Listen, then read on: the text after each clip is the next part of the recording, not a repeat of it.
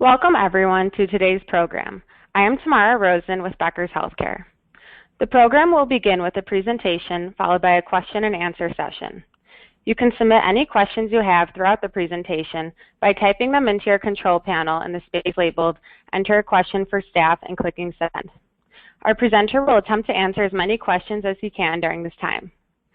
You will receive an email within about a week following the presentation of the webinar that will include instructions for how you can download a copy of the presentation. You will also receive a follow-up email shortly after completion of the program. You can submit your feedback or any additional questions at that time. This email will not include the presentation. It is now my pleasure to introduce today's presenter.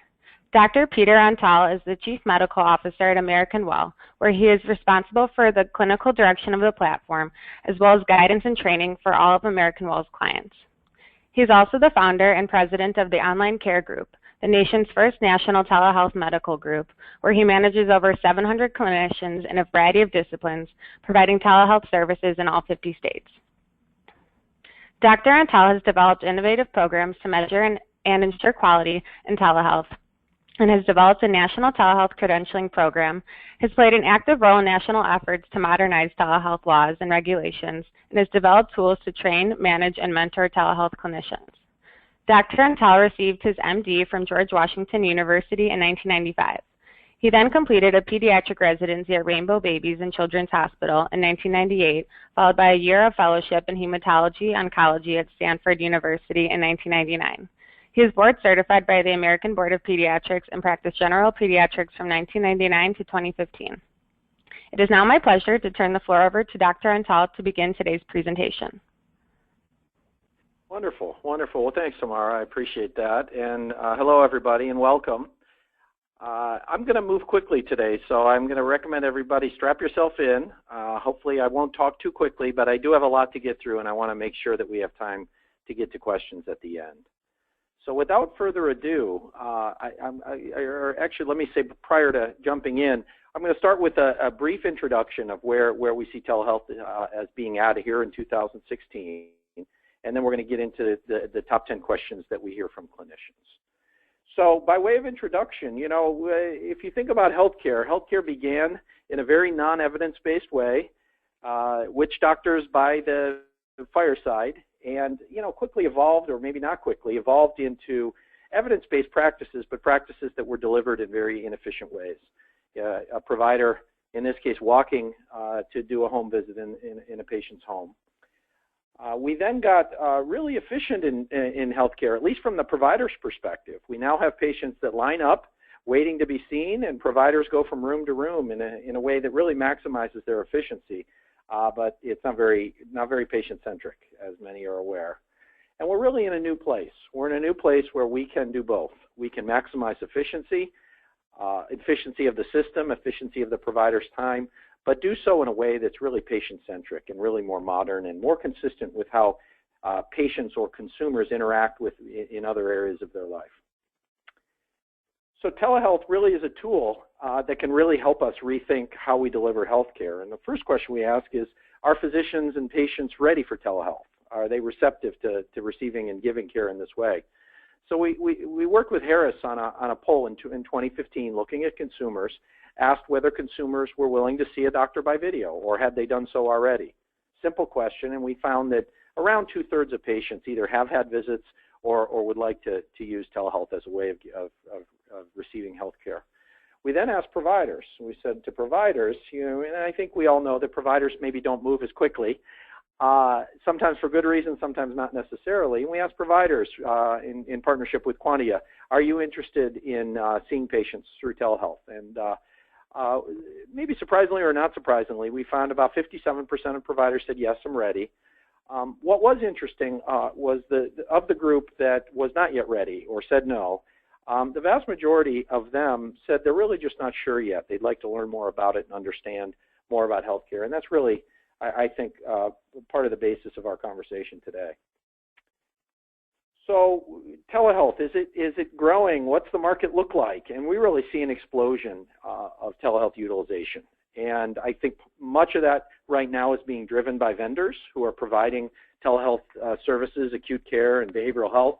but more and more we're seeing a great proportion of the new growth occurring by providers adopting telehealth and using this to do new things and to provide new types of care to their patient panel.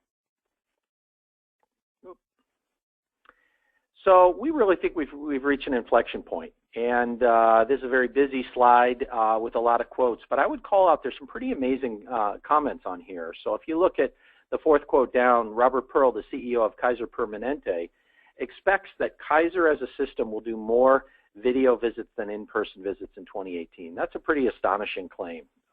And, you know, to be clear, Kaiser is a somewhat unique organization. It's a very closed, at-risk organization, but that's a pretty dramatic statement. And I think you can see on here there are other statements. Joe Swedish, the CEO of Anthem, is very bullish about mobile telehealth, and some comments around the revenue opportunity as well as the cost savings opportunity. So it's really, we think, an impressive time and really a period of inflection in which telehealth is really being sort of widely adopted, and there's wide interest across the healthcare ecosystem. So obviously what we're here to talk about today is, you know, on the provider side, there's lots of questions. And I would say it's not just the providers, but those that help deliver care, that support the providers or that are in other areas of healthcare delivery. They really do have questions. And so we're going to hope to try to address some of those questions today. So I think one of the most common questions, and our first question to talk about today, is how does telehealth work? You know, what does this look like? I mean, I know this term telehealth, but what does it really mean? And what would it look like for me and my organization? And so, you know, I'm going to show you really screenshots about the American Well platform, but you would find that there are other platforms out there, and you'll find a lot of commonalities, I think. But in our view of telehealth, it's really simple. On a patient side, they simply enroll. First of all, you might see they can do this on a common device, on an iPhone, an Android phone, a tablet, a computer. No need to go and present yourself in front of expensive fixed equipment. We expect patients to be able to access care through telehealth using their normal devices. So they simply start by enrolling. In our view, they ought to have choice of provider, see if they can have a visit with their PCP or somebody in their PCP's group, for example. Or if those providers aren't available, at least having choice of providers based on what's interesting to them and what's important to them. Maybe it's the specialty, the gender, the patient of the provider, and so all that's available. Patients would then choose a pharmacy in case a prescription is warranted. That can be sent right off electronically, and then they can go right into a visit. And so you might see these seem like very simple steps, but that's by design. The goal of telehealth is to make it simple and easy and user-friendly on both the patient and the provider side. At the end, we also really believe in transparency, so the patient gets a visit summary, including even physician notes, so that they can really understand what happened in that encounter, what was the diagnosis, what are the recommendations in case they missed some of those things. They can also email that to themselves or to others with proper disclaimers about email. How about on the provider side? So what would you see as a provider? And I would put in a disclaimer. The visuals here are on an iPhone, which providers can practice from on our platform, but more often than not, providers prefer an experience on a screen that's larger and a fixed keyboard. So many providers providing telehealth will use a standard laptop. But practicing from mobile devices is possible. And really what the provider would see is, first of all, patient-supplied medical history. So what is the patient interested in today? What's going on today? As well as what other medical issues and medications and allergies this patient might have. Prescription data. We have a high-level interface with SureScripts that allows us to look at past utilization so that we can do medication reconciliation and understand specifically medications and doses that the patient might be on. Biometrics and vitals. So we have a firm interface with Apple Health that allows us to access biometric data from any devices that speak to Apple Health. We also have kiosks where patients might initiate care, and those kiosks can be outfitted with diagnostic devices. And then finally, a variety of other features. We can call out the gaps in care engines. We can see past telehealth visits and review what has occurred on the platform, as well as develop things like custom formularies. So once the patient makes a request for a visit and the provider accepts, or if there's an appointment-based visit, visits occur, as I mentioned before, on simple ubiquitous devices. So your laptop or PC at home, your smartphone, your tablet. We also support kiosks, as you can see in this slide. And finally, we always have the ability to fall back to a phone-based visit. I think we really feel strongly that phone-based care is not as robust as seeing the patient and examining the patient visually, but certainly it's something that we can support. We're also really focused on the provider experience. So just as I mentioned about patients, it must be easy, it must be user-friendly, and the experience needs to conform to the needs of the provider, their existing workflows, or their ability to log in, for example, as available, or to log in as on call, or in other ways. Maybe they're busy and not committed to telehealth at that time. We also support appointments and secure messaging and other features that allow patients and providers to interact. Really, telehealth on the provider side is about unlocking the availability of the provider in new ways. So the provider who's at home in the evening may be willing to take a visit that was triaged by their triage nurse as needing care. Maybe it's the provider who's working in a hospital setting and can take a provider-to-provider consultation from one of their colleagues. Maybe it's a provider who's working in the office and has had a no-show and has some availability and can contribute to the supply of physicians available for acute visits.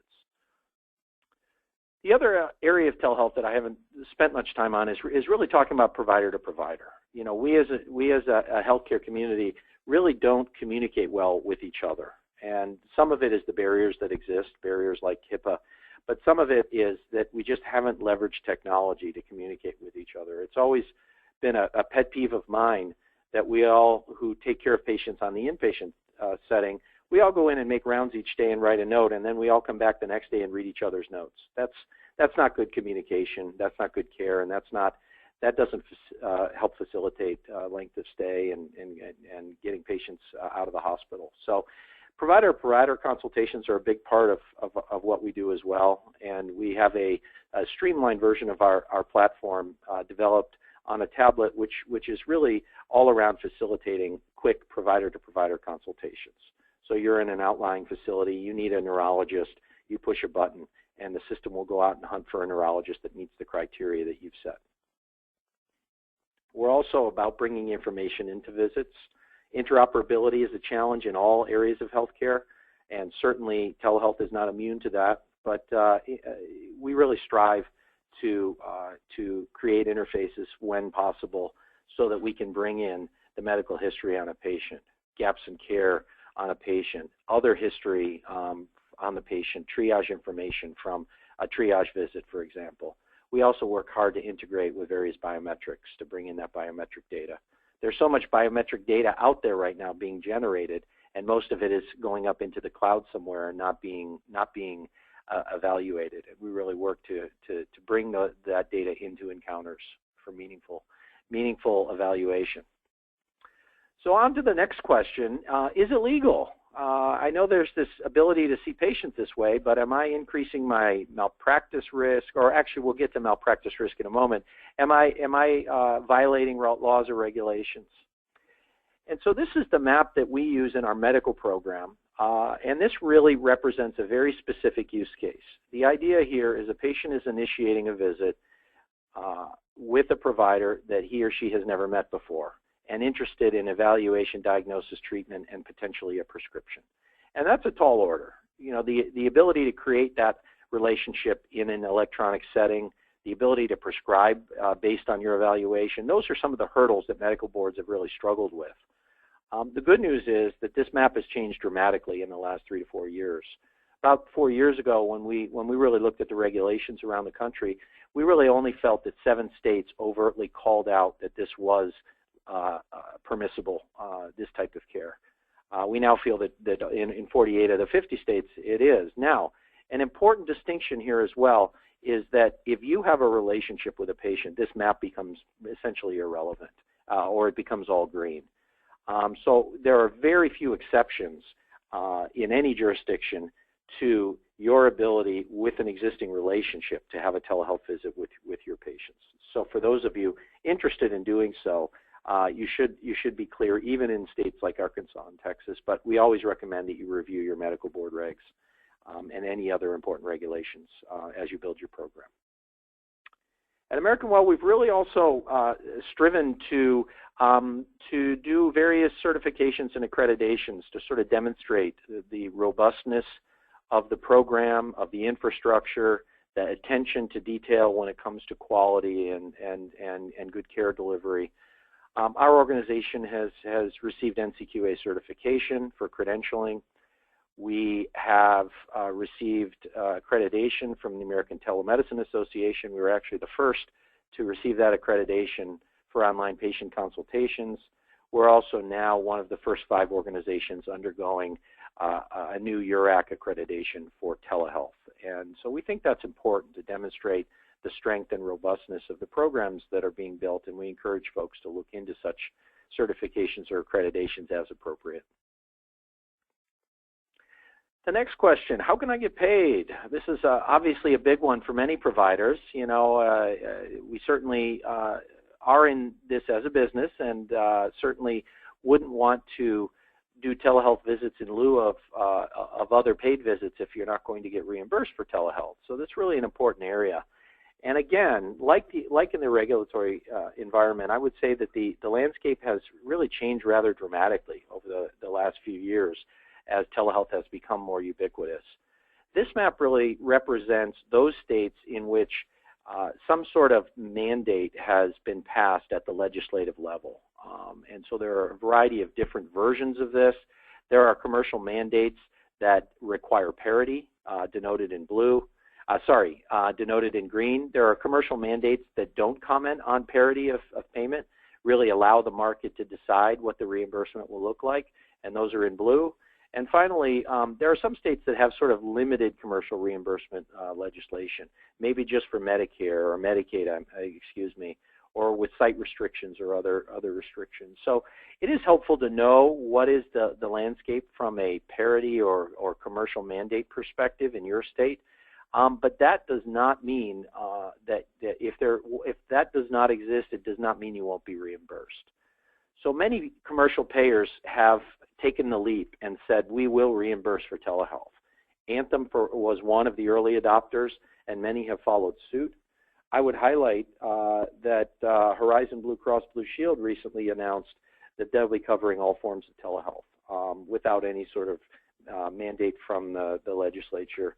So many of these organizations, United Healthcare and Cigna and other Blues, are now paying voluntarily because they recognize the value of this care. They also, realistically recognize that many telehealth visits replace visits that would occur at a much more costly care site, like an emergency room.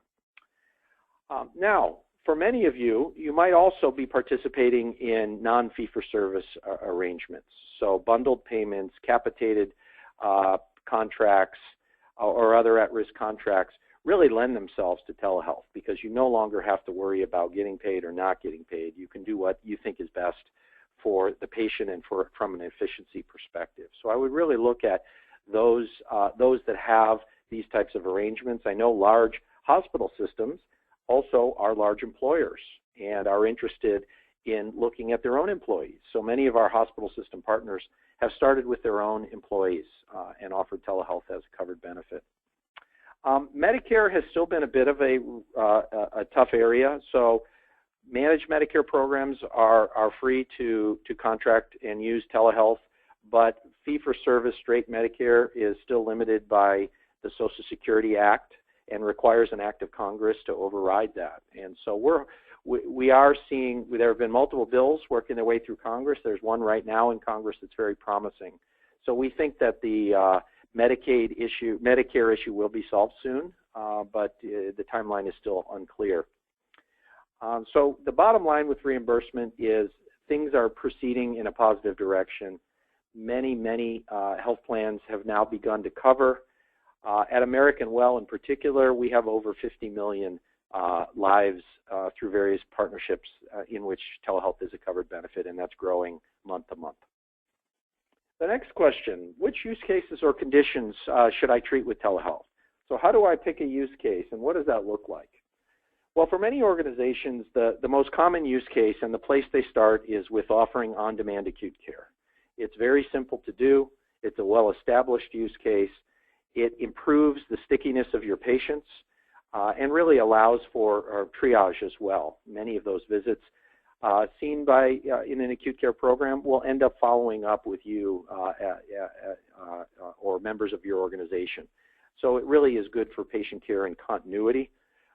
When we perform our urgent care program, what we find is, not surprisingly, a top 10 diagnosis list that probably looks like most urgent care centers. So patients are not being triaged ahead of time. They're coming on and making requests for appointments on an inbound basis. And typically they come in with your common garden variety, acute infectious conditions, primarily lots of respiratory conditions, urinary tract infections, bronchitis, conjunctivitis.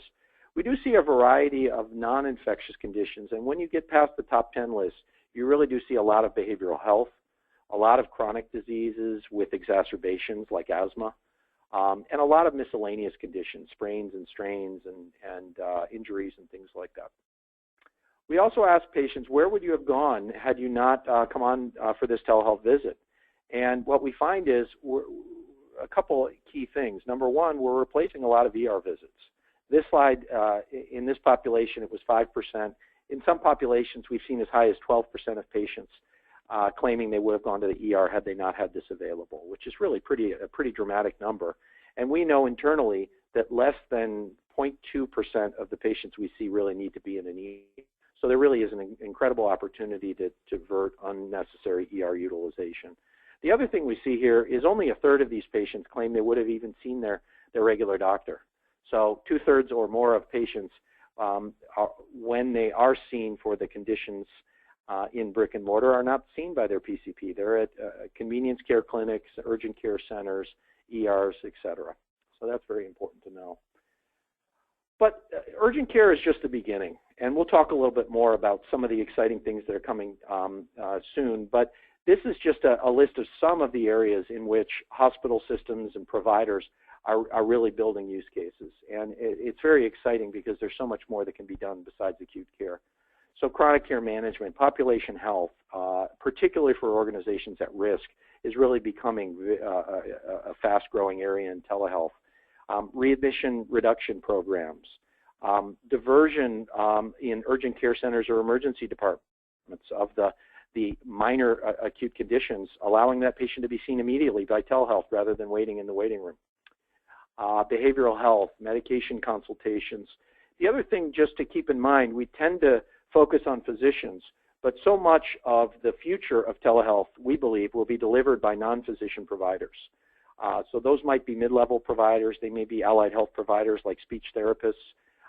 They may be pharmacists doing medication consultations and reconciliation. So keep that in mind as you build your programs. The real vision that we have and really what we're seeing happen right before our eyes at American Well is this transition from Telehealth 1.0 to Telehealth 2.0. And in our vision, Telehealth 1.0 is somewhat vendor-driven acute urgent care, whereas Telehealth 2.0 is really weaving and integrating telehealth into the fabric of healthcare delivery. So that means follow-up visits. That means allied health visits. That means team-based care. There's so much more that can be done when you, the provider, has both a brick-and-mortar presence and a relationship with the patient. So really another representation is from here at urgent care to really the much more broad view.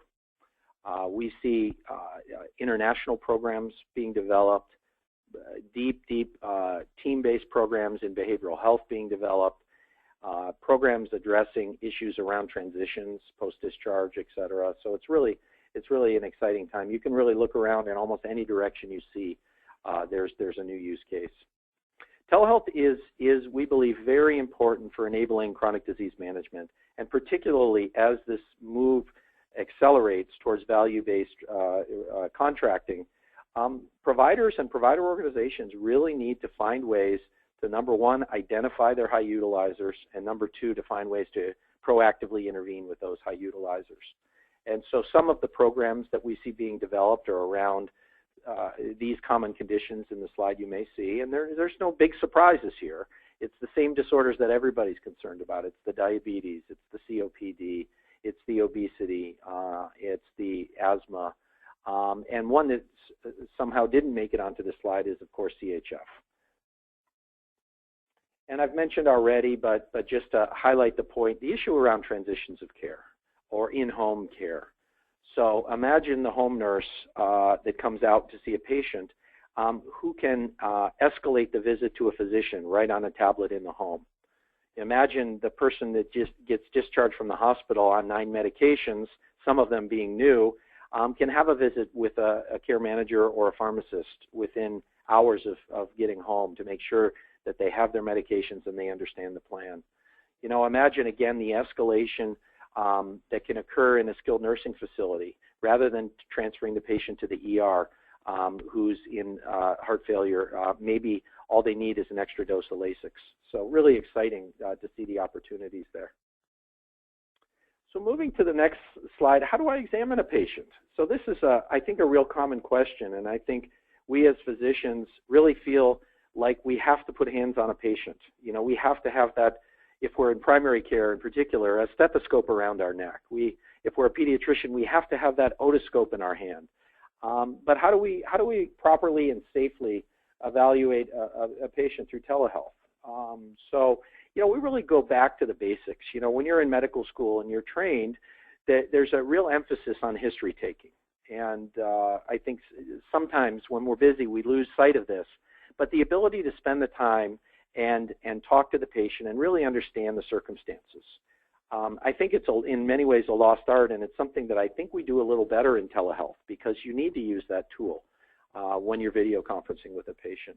Secondly, the importance of the appearance, and this really gets back to the notion that of how important a video-based visit is. You know, the appearance of the patient matters so much. Are they in obvious pain? Are they clouded mentally? Are they in respiratory distress? All of these things can be ascertained by a good experienced clinician when using a video-based visit, and that really makes a difference. Finally, of course, the last quadrant, the examination and the diagnostics, these are certainly important for many cases, but not necessary all the time. And the one in orange that I would highlight, the examination, you know, you can do a lot more examining of a patient than you think. When you become experienced in telehealth, you really realize that, gosh, with the patient's assistance and with some creativity, there's a lot you can do, whether it's a neurologic exam, whether it's an evaluation of a sprained ankle and using the auto ankle evaluation. There's really a lot that you can do. And I'm going to go through a couple of those things now. So I really already addressed this next slide, the appearance. I'm a pediatrician by training, and the appearance of the child is to a pediatrician so important. You know, the toxic appearance versus the well-appearing child makes so much difference. Respiratory status and obvious pain, all of those things really make a huge difference. And I would argue they make a difference in most cases. Regarding the exam, I mentioned earlier, be creative, use the patient's help, have the patients push on certain areas. So can I palpate an abdomen through telehealth? No. But can I have the patient show me exactly where it hurts, have them push on that area, have them get up and jump up and down to see if that elicits pain, have them pound on their costovertebral angle if I'm worried about kidney pain. All of those things can be done with an experienced clinician and with the use of video. Obviously, visual examination, the appearance of the patient, rashes, lacerations, abrasions, sprains, strains, swellings, discolorations, all of those things can be ascertained through good use of video. If nothing else, use the exam to narrow down your differential. You know, there may be occasions where you can't come to a firm diagnosis, but you can rule out that no, the patient does not have a stiff neck. I think we're okay from the perspective of meningitis. And so narrowing down your differential is really, I think, the key aspect if you can't make a full diagnosis through telehealth. And there's always another bite at the apple. So if you can't make that full diagnosis, or if you're worried about that patient, there's always the opportunity to escalate to an in-person visit. And that's really an important factor in building out your program, is assuring that you have the appropriate ways to refer patients in for higher level of care. Just on this final slide on this topic, a few miscellaneous things that you might consider as you look at training your physicians or training yourself in evaluating patients through telehealth. So the use of the Centaur criteria to risk stratify patients with fever and sore throat. The Ottawa ankle evaluation can be easily done through use of video. The Wesley Croup score is a way to risk stratify a patient with croup. You can examine throat by using the webcam. You can do neuro exam. And one thing that's really important to remember is there's some value add to seeing a patient in their home. You know, most of our visits are done in the home, although sometimes patients might be at work. But when you're in the home, you see the social situation. You see, is there overcrowding? Is there hoarding? Is there an abusive spouse screaming in the background? It really can help you understand some of the social or psychosocial issues that a patient may be struggling with. And you can also have access to things like their medications, their supplements, their refrigerator, what are they eating? If they're on a mobile device, you can go and assess those things as you evaluate the patient. So next question, how do I go about building a program? So where do I start? We talked a little bit earlier about use case. But when you're building a program, you know, use case is certainly a consideration, the clinical use case. What are we going to do here? But you also want to think about some other considerations. So having a sustainable and reliable staffing model. Clinicians are a precious resource. You need to think through how will you staff your program, or how will you facilitate visits being seen. You want to think about the paperwork that guides your program, the policies, the procedures, the care guidelines, those types of things that ensure good care and good quality and adherence to evidence-based standards. And it is helpful to have an experienced partner. You know, American Well is certainly one, and there are others, but somebody who understands the landscape, who's done this before, who can help train you and your staff, and can be a resource, can help you understand what's worked in the past for others and what hasn't worked. I think those are really valuable as you think about building out your program. Another consideration is, are your visits scheduled? So certainly the ability to schedule visits on a platform like ours, even integrating that schedule with your EMR schedule so that you can seamlessly go from brick and mortar visit to telehealth visit, all of that is possible. So scheduling visits, particularly for medication management and follow-up, can be very, very useful. Or are you doing on-demand visits?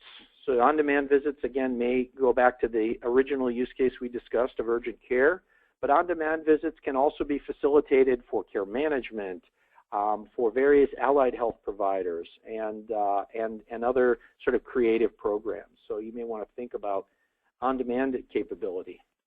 Many organizations, particularly larger organizations, also lean on our group, the online care group, to help them staff their program. You know, it is very expensive to staff for on-demand visits, and we're certainly available. We have a long history of partnering with organizations in various sectors, both the health plans, the employers, the providers, even in retail, and providing care for those organizations. Other thing to think about is your clinical operations. So it's one thing to have experienced, well-trained staff providing the care, but it's also important to have other folks behind the scenes supporting those providers. So if you or a provider in your organization is practicing from the office, you want to make sure that the workflows are developed such that your staff is able to assist you. Maybe they virtually room the patient for you, and then you come in and see the patient. Maybe they're checking in and checking the patient out in your electronic medical record and so that you can submit a claim. Maybe they're integrating your schedule, both brick and mortar and virtual. So all of those things are very important. I think we have a long history of working on a variety of these operational challenges, whether it's onboarding new providers, licensure, credentialing, training, whether it's providing communities for providers to mentor each other with regard to telehealth, whether it's around monitoring and reporting, or finally around all the clinical and quality matters. We certainly have a wealth of expertise and are happy to share that with our colleagues. We also have built technology that supports very flexible provider staffing. So I alluded to earlier whether a provider makes him or herself available for visits now on demand or on call. We also have built out a feature called Ask Me.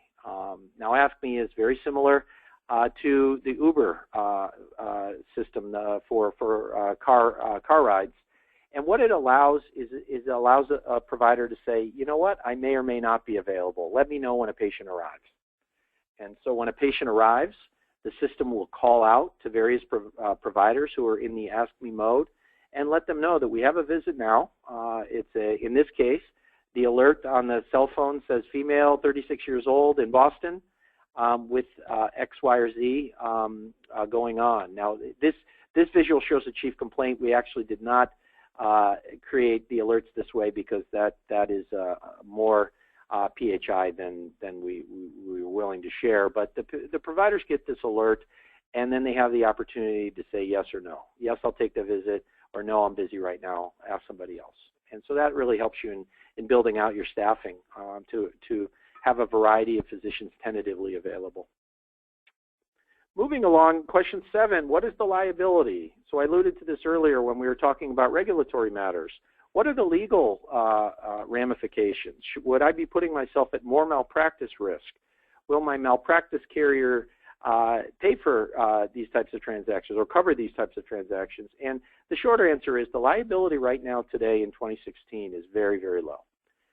In fact, the American Telemedicine Association reports every year on case law around telehealth, and even at the most recent session, the report said there's very, very low incidence of malpractice or of board actions in telehealth to date. At our institution, having done hundreds of thousands of visits now, we've not had a single malpractice allegation. We've not had a single practitioner ever called to explain themselves to a board. So we're very proud of that, and we think that reflects good management, good quality of providers and training. And really one thing that's worth noting is there is very, very quietly and slowly, telehealth is beginning to be integrated into what would be considered standards of care. And so of the case law that does exist, there have been 2 malpractice cases that settled, both in New Mexico, in which a patient successfully argued that the hospital gave them inadequate care because they did not have a neurologist or a telestroke program available when they came into the ER with a stroke. So these are only 2 cases, but these are the first, I think the first 2 cases that really sort of establish a new standard that says even if you're a rural hospital, there's no excuse for not having the ability to promptly evaluate a patient for TPA in the midst of an acute stroke. So, you know, that really flips the whole malpractice question over to should hospitals be looking at telehealth to protect themselves from malpractice cases.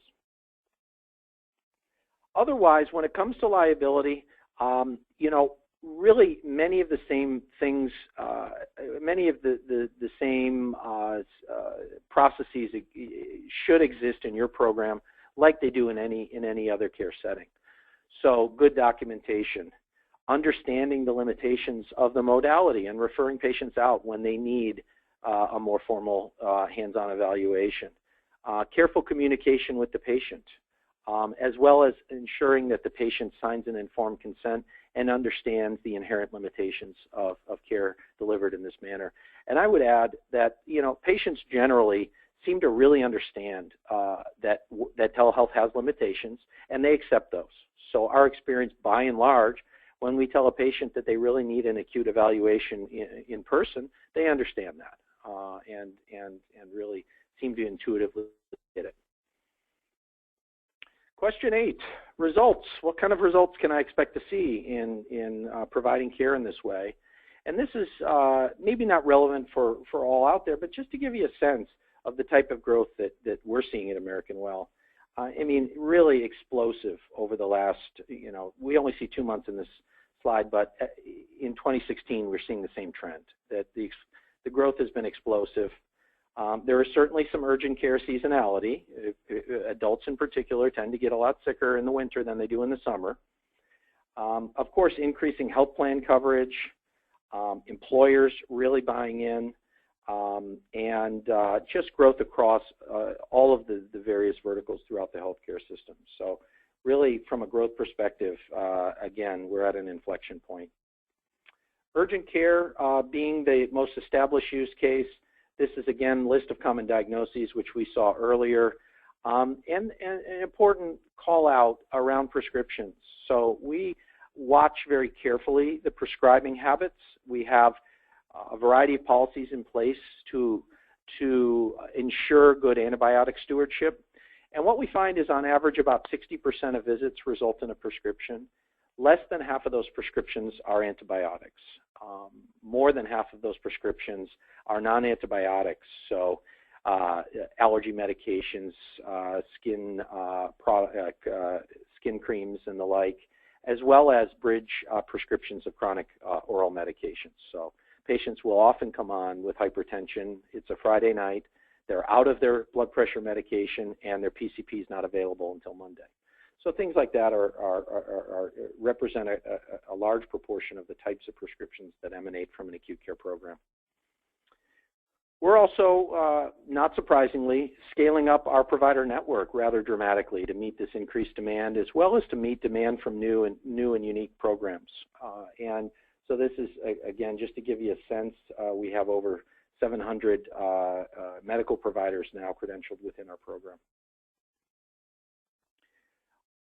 Regarding modality, mobile is king. Mobile is really the preferred modality, and we see in 2015, the fourth quarter, our enrollments, meaning patients signing up for the service, creating an account, greater than 75% of those enrollments occurred on mobile devices. The visits, not quite as high a percentage, but that percentage continues to grow. I think the last I saw was 66% of our visits occur on a mobile device. And, you know, I think the mobile revolution is really simple. You know, that mobile device, especially the smartphone, is always with you. They're very easy to use. Once you install the app, all you have to do is push the button and add a few items, and you can connect for visits. And so it's really, really simple. And I think just emblematic of how people interact and purchase goods and services in general is through their mobile device. Users in an acute care program tend to skew a little younger, I think I would argue for two reasons. One is that there is a real value proposition here for convenience and for time savings. So the young on-the-go types tend to really value that convenience. Often those 20-somethings and 30-somethings don't necessarily have a PCP or have a deep relationship with their primary care provider. And of course, younger folks tend to be very tech savvy, and this really lends itself to how they conduct the rest of their life. That's not to exclude folks in the 50s and 60s. We find, by and large, these folks are plenty capable and plenty used to using devices, in particular tablets. I think the reason for the drop-off over 65 being as dramatic as it is primarily related to the lack of straight Medicare coverage for telehealth to date. In terms of when visits come in, if you're offering on-demand acute care, it was quite surprising to us to see that visits tend to come in primarily throughout the workday. Patients certainly will come in the evenings and on overnights, but by and large, the vast majority of our visits occur between 7 in the morning and 7 in the evening. So this is, I think, when patients are awake and when they are sort of used to obtaining health care. We also find that visits don't vary that dramatically by day of week. We certainly see plenty of visits on the weekend, but our busiest days are still Monday, and in fact, Monday morning in particular. In terms of other results, average wait time, this is slightly up due to seasonal busyness and growth, but our average wait time traditionally has been about 2.5 to 3 minutes. And that's from the moment the patient makes a request for an on-demand visit to the moment they're connected by video to a physician. So that's a pretty dramatic number and really lends itself to patient satisfaction. You know, there aren't many places in healthcare that you could be seen that quickly and easily. Our average visit length for acute visits is about 10 minutes. We certainly see much longer visits for behavioral health and in other use cases. 89% of patients, by and large, we can satisfy their need without any need for follow-up or in-person care. Of that 11% that are recommended for some follow-up care, the vast majority, over 90%, is routine follow-up with their PCP, not an urgent visit. And in fact, our ER utilization or ER referral rate is less than 0.2%. And finally, we ask patients to rate our clinicians on a 5-star rating system, and that's kind of a new concept in healthcare. It's not new to anybody who's used Amazon or TripAdvisor or anything else online. And what we find is, by and large, patients are really, really satisfied. The average for our physicians is 4.8 out of 5 stars, and I think that really just reflects that this is really valuable to patients and really appreciated, both the convenience, the cost savings, as well as the time savings. Question 9, best modality. Sorry, there's a typo on there. Best modality for practicing telehealth. And I've made this point a couple times that we really believe in video visits. But we really looked at out there in the community. What are physicians doing today? We find that 88% of physicians are, of course, interacting with patients by phone. 48%, a surprisingly high number, are interacting by email. Text about 22%, video only 5%, and 6% aren't doing any of these. We also know that just anecdotally, many physicians are doing a lot of these interactions in ways that aren't HIPAA compliant. Many of these physicians are interacting with patients who now have their phone number and can text them at midnight the next week when they have the next problem. So really, when you think about electronic interactions with patients, which we of course support, you really want to think about issues like that when you're interacting with them. Is it HIPAA compliant? Is it safe? Do they have access to my phone forever now? And those types of issues. But when you talk to physicians about modality, 7 out of 10 really understand that video is the best way to diagnose a patient. I mean, there are certainly some that still prefer phone, still prefer email, and others, but video really makes use of that face-to-face, and really is the only modality here, I would argue, in which you can do an examination. And then finally, the last question: why should I do telehealth? What's in it for me? What is it? What is it about telehealth that is going to make my life easier, or pad my wallet more, or whatever it is my goal is, better care for my patients, etc. So, a lot of the low-hanging fruits here are really about patient satisfaction. Patients absolutely love this kind of care. They absolutely love that physicians are willing to be innovative and use this type of modality. That really translates into happy patients, patients that stay with you and that you retain, new acquisition of patients to build or grow your practice. Beyond that, on the provider side, there's a variety of things that telehealth can do, and it really depends a lot upon your specialty. It depends a lot it depends a lot upon your contractual arrangement for reimbursement. But if you think about it, there is an efficiency to these visits. In fact, Stanford University published that they were able to increase efficiency by 30%. Towers Watson has estimated that your average physician could be 27% more efficient in their care with increased use of telehealth. Flexibility, the ability to practice in new ways, to practice from new locations, from the home. The ability to improve access to care in the after hours. I think it's time for a rethink of our on-call system, in which we use advice nurses that refer frequently to the ER, but we don't make our physicians available by and large in the after hours, and that needs to be rethought. Telehealth is very inexpensive, so there's really a great value at a low cost. When you hear organizations like Mayo Clinic spending $1.2 billion on their new EMR installation, you realize that telehealth is not even in the same stratosphere when it comes to cost. And finally, as you think about population health, you really can use telehealth as an integral part of building your program, of having more touch points with the patients that need it, and of reinventing even your triaging of patients so that you're spending more time seeing the patients you need to see, not the ones that really just wanted to be seen. So these are some of the things to think about as you embark upon a telehealth program, some of the benefits to you and your patients. So I'm going to go ahead and stop there and open up to questions. Great. Thank you, Dr. Antal, for a very informative and enjoyable presentation. We will now begin the Q&A portion of the program. As a reminder, you can submit any questions you have by typing them into your control panel in the space labeled Enter a Question for Staff and clicking Send. Dr. Antal will attempt to answer as many questions as he can during the time we have for Q&A. For anyone whose questions he does not have time to answer, an American Well team member will follow up with you within the next 24 or 48 hours. The first question we have from an audience member is, can you clarify what information you receive with respect to gaps in care data? Great question, great question. And really, our platform has been configured so that there is an open area, and we call that Online Care Insight. The system can use that area to import data from any external source.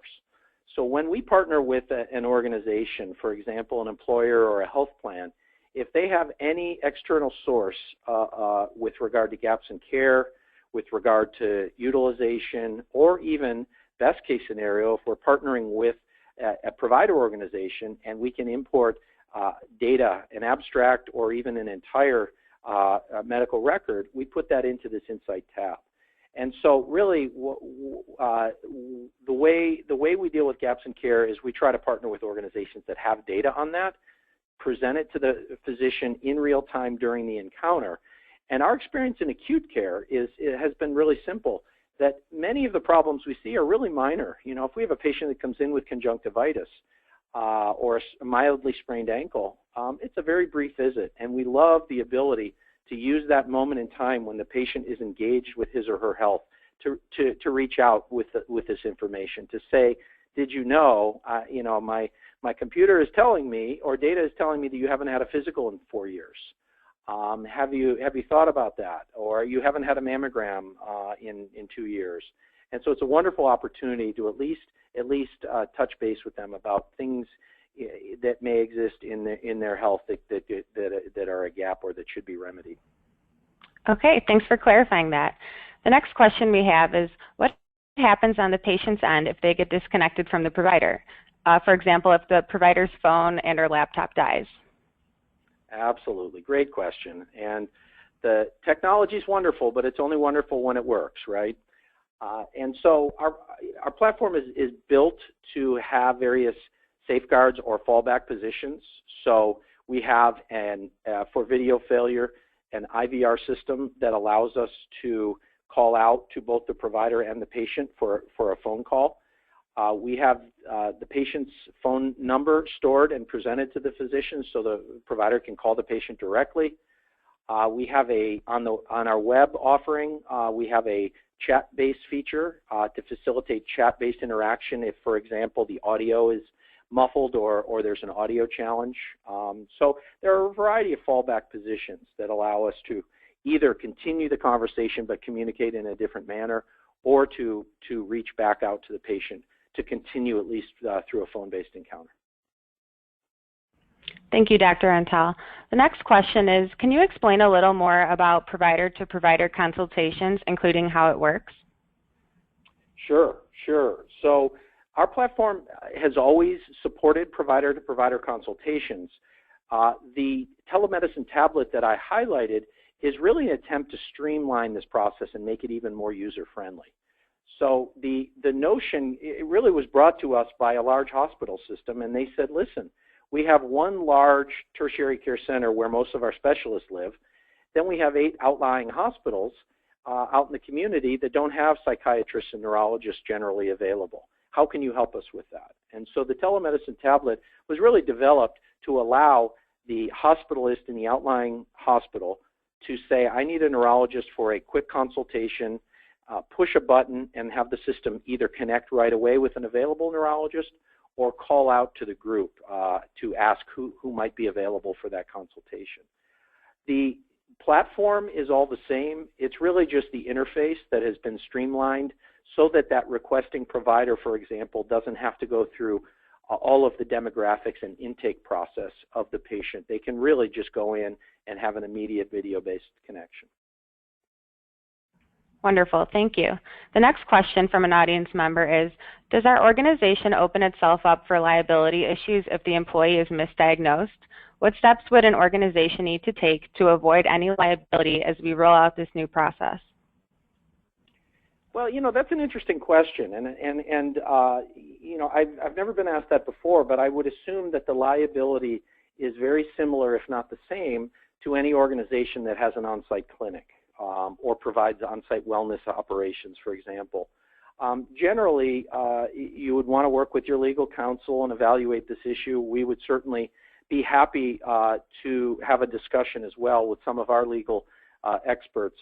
But really, I think the reality is what you're doing as an employer is you're a facilitator. You're allowing improved access. I think my non-legal opinion here is that you're not the one providing the care. You're simply allowing them to have access. Thank you. The next question is, can you talk through examples outside of diabetes when evaluating the home environment would prove useful for a clinical diagnosis? Yeah, wonderful question. Wonderful question. So I think there are a few things. So maybe this isn't exactly evaluating the home, but the ability to bring in other members in the home for a discussion. So we'll have one parent presenting a child. We'll bring in the other parent to see if they've noticed similar symptoms. So the availability of other members of the household, the ability to, I find very useful, many patients take supplements, are on special diets and drinking special shakes. The ability to go right into the kitchen and see those and understand what are they taking, what is the salt content of that, what are the carbs, et cetera, can be very valuable, of course, for a diabetic, but not just for a diabetic. This is also sometimes important for a patient with renal disease, with heart disease, like CHF, for example. Our dietitians, we have a national dietitian program. They absolutely love, with any patient, taking a dietary history and then having the patient walk into the kitchen and show them their kitchen, see what's in their refrigerator, see what's in their cupboards, to really understand, number one, how accurate was that dietary history, and number two, what other limitation challenges are there that they didn't mention. So those are some of the things. I think that, you also, I did mention before social situation. We have come across a variety of patients in which we've seen a major social challenge. So whether that is overcrowding, hoarding, abusive relationships, and we do have the opportunity in those situations to make referrals, for example, to get a social worker involved or to make other recommendations to the patient based on these things we're observing. Thanks, Dr. Antal. We have time for about one more question. We have just a minute left. The last one is, what is an average charge for a telehealth 1.0 visit and then also for a 2.0? And does whether or not the patient have insurance make a difference? Great question. Great question. Let me quickly say there's been sort of an evolution over time with regard to payment and reimbursement in telehealth. When telehealth was in its infancy, maybe 4 or 5 years ago, the payments were structured in one of two ways. Either the patient paid cash for the visit or some sponsor, either the health plan or the employer, was sponsoring the program for free visits and was generally paying a per member per month or per employee per month fee to the vendor. So that's where telehealth was a number of years ago. We've really seen a dramatic evolution to the point that telehealth by and large now is a covered benefit. So it's a covered transactional benefit sponsored by the employer or by the payer, or it's a patient whose insurance has just by and large said telehealth will now be covered, just like it's covered in brick and mortar. So there's been a dramatic evolution there. Regarding hard numbers, so the marketplace, in my view right now, for 1.0 visits, so vendor-oriented acute care visits, tends to range from about $39 to about $49. That's sort of the general range these days. In many cases, a large portion of that is a covered benefit, and in many cases, consequently, there's just a co-payment involved on the patient side. When it comes to telehealth 2.0, it's really all over the map. It depends upon number one, whether the payer is paying. Number two, whether they're paying at parity or whether they're negotiating or playing hardball with the provider and paying less than they would have paid in brick and mortar. It also depends on the use case. You know, if you are creatively addressing a chronic disease in a value-based reimbursement setting, there wouldn't be any money changing hands. It would really be part of your effort as an organization to better care for your population. There's one more point to be made, and I may be going a little bit tangential here, but there's also issues for organizations to figure out about how they properly value this activity from a productivity perspective amongst their providers. So I think a lot of organizations are looking at the RVU value of these visits relative to brick and mortar visits, or other ways to value this from a compensation perspective with their employed practitioners. So these are all issues that are being addressed differently by each organization, but by and large, I think that the trend is towards visits being reimbursed just like they would be in brick and mortar and valued from a productivity perspective in the same manner. Wonderful. Well, that's all the time we have today for Q&A, but again, for anyone whose question was not answered, an American Well team member will follow up with you within the next 24 to 48 hours with a response. I want to again thank Dr. Antal for his excellent presentation and for all of you for participating today. We look forward to having you join us for future webinars. This concludes today's program. Have a wonderful evening.